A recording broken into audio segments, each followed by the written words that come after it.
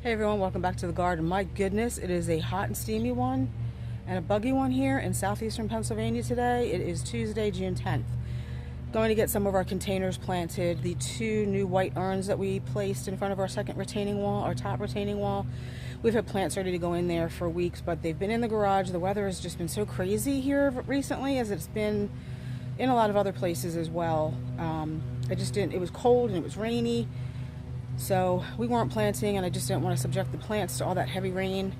But we're going to get that done today, so come garden with us. And I'm also going to show you a sneak peek of, my husband started one of our other projects, so I'll give you a sneak peek.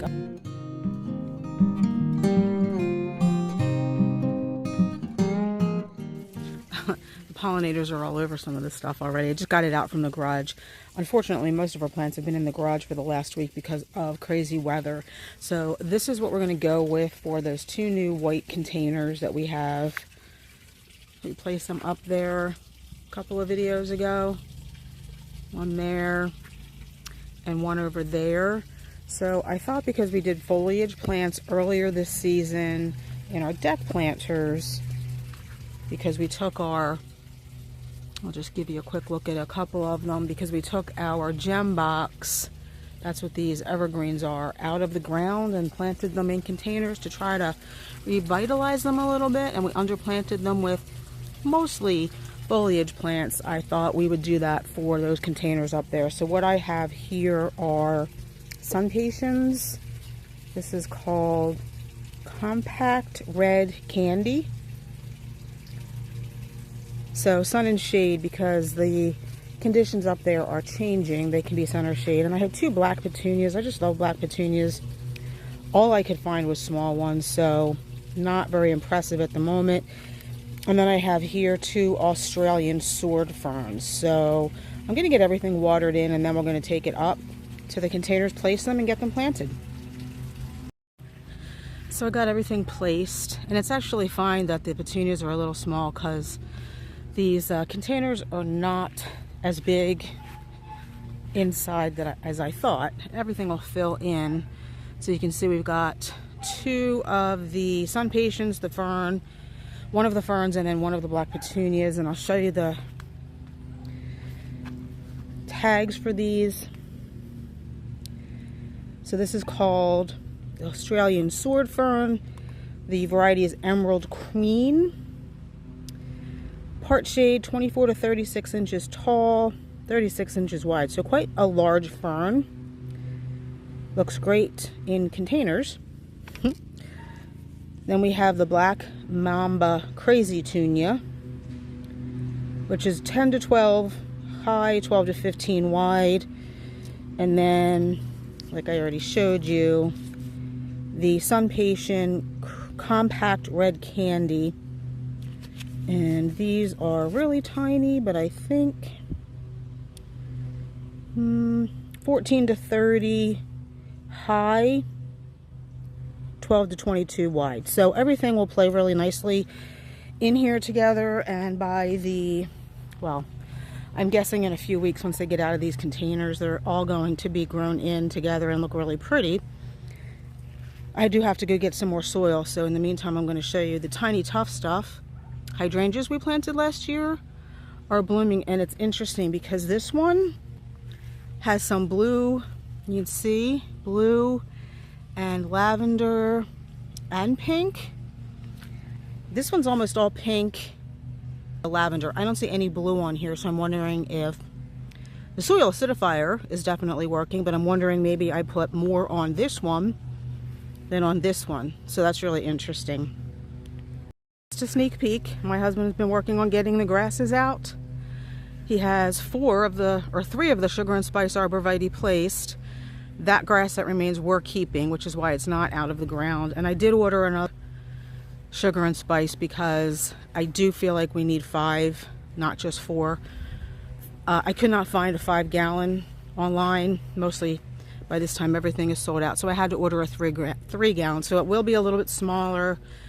And I think we'll put the 3-gallon up top there so it gets some more height just by the fact that it's upslope. But anyway, a sneak peek there of an upcoming video. Definitely finishing up the smaller project so we can work on that one large project.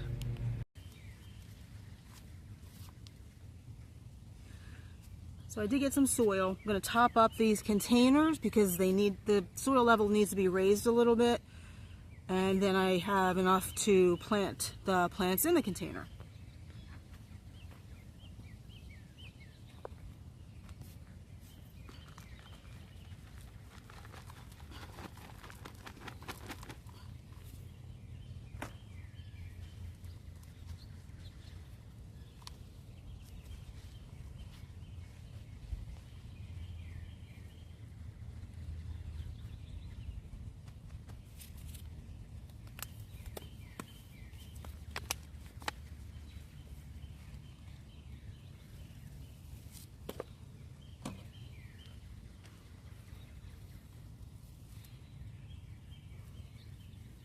Not too root bound.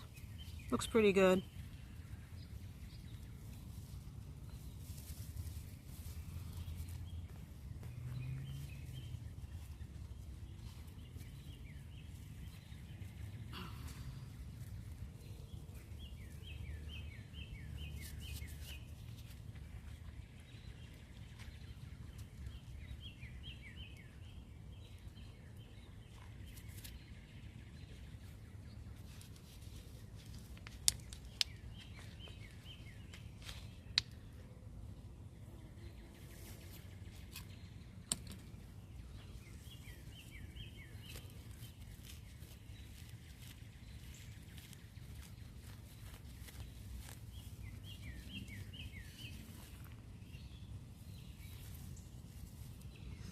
Oh my goodness, this cat mint smells so good.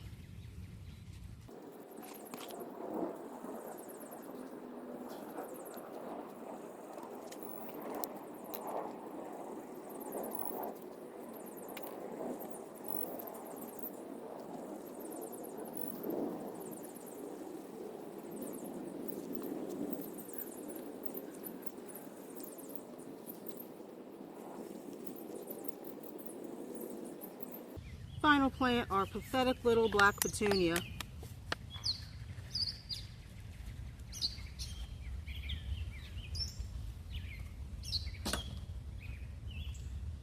I'm going to plant this one a little high because it is so tiny.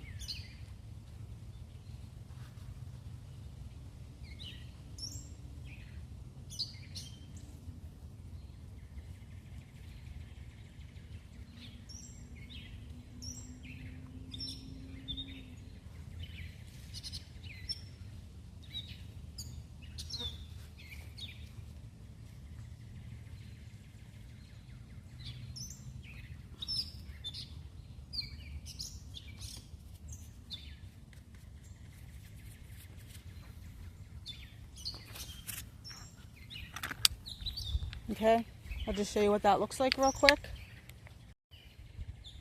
I'm really liking going with the foliage accent plants this year. It's kind of tough to tell whether or not this is even because the New Guinea impatient on the left, or the sunpatien, lost a lot of its blooms while in the garage, but it does have new buds. That's a new bud, that's a new bud. So it'll even out in time. All right, let's move on to the next one.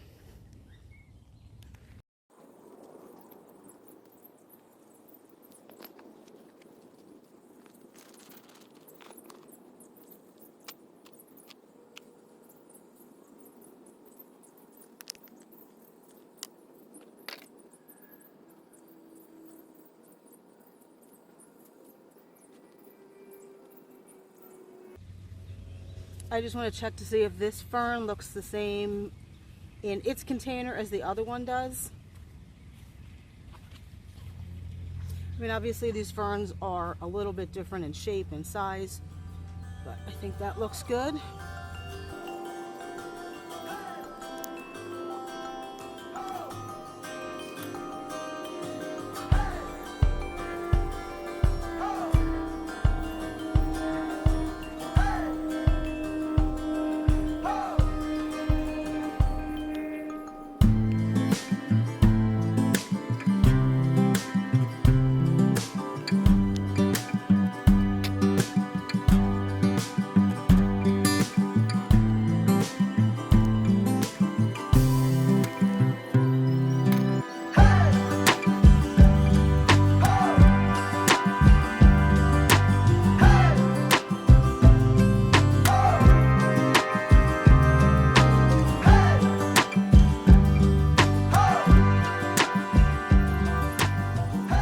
Actually, I think that looks fine. I really do hope these little black petunias fill in a little bit. I did fertilize them while they were in their nursery containers. I hope they fill in, otherwise they're going to look quite pathetic. But I love the ferns with the sunpatiens. Really pretty. So that's that one finished up. And this is this one. Obviously the one on the left needs to fill in a little bit. I did give them water soluble fertilizer as well when they were in the garage. And I don't know if you noticed, I just turned this urn a little bit so that you can actually see that little petunia more. All right, so I do have some more annuals, but I think these are the only two I want to do today. I just want to show you a couple of other things that are starting to bloom in the garden. The endless summer twist and shout are starting to bloom. I always get excited when these bloom because I just love their like electric blue color. I don't have to do anything to this one. It always just blooms this gorgeous blue color that I wish all of my serrata and big leaf hydrangeas would bloom. But this is under an two enormous Norway spruces, so that's why this one blooms blue. The soil here is just incredibly acidic. But we also have, yes, you can see the incredible blooming there, but I'm going to go over here first because the rhythmic blue, this one's starting to bud, and I don't know, to me the buds look a little weird. So I'm not sure if they're supposed to look like that. Maybe they are. I mean, these ones look a little funky too. But the three in the back here are the rhythmic blue. This one is already blooming, and it's kind of like purpley pink. They were blue when I bought them last year, but you know, soil acidity depends greatly on where it's located on your property. So, oh, and this one, this rhythmic blue is also starting to bloom pink. So maybe, I don't know if I'll treat them this year. Maybe next year I'll treat them so that they turn blue, because I really do want them to be blue. I bought them because they were gorgeous blue, and I like the way they look with the cherry explosion. Those are the two up front that are just budded up. They're not yet blooming. I think the Invincible lace are also putting on blooms. Let's go check those out. Well, they're starting. I wouldn't say they're blooming. They're budded up. Although I do see some little flowers. So the fertile part is what's in the middle. Those little white florets are the in-sterile parts of the flowers. These are a lace cap. So I guess you could say a couple of them are blooming. They're not quite large yet, but compared to where they were. So this is the one we rescued last year in soil that was incredibly wet and flooded because of all the rain we got over the winter. These two were so tiny last year, and they've really almost caught up. These were quart-sized containers, and when I received them in the mail, they had lots of broken branches. I was really irritated, so I emailed the company, but they have recovered, which is nice. And then over in this bed, the two eclipse hydrangeas, these also look so much better this year. You can see they're all budded up and blooming. Love the dark foliage. They're standing up straight. They were so floppy last year.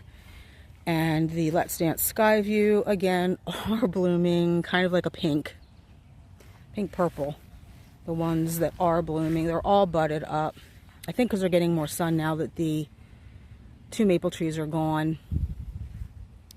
And no, we've not started this project yet. This is going to be the last one because we need to order soil and mulch to extend this bed and move the crabapple. And I did buy something else to go in here. So we have the red bud. It's probably going to go here between the blue zinger grasses and the eclipse hydrangea. And I feel like we can get that in without having to move the eclipse hydrangea. The Summer's Tower red bud. Crabapple is going to go back there. I bought a Cupricina, which is a columnar Norway spruce, which I think will go in here. I think the Dervilla are going to move. I mean, I'm giving too much of the game away, but you know, by the time we get this bed started and finished, a lot of things can change anyway.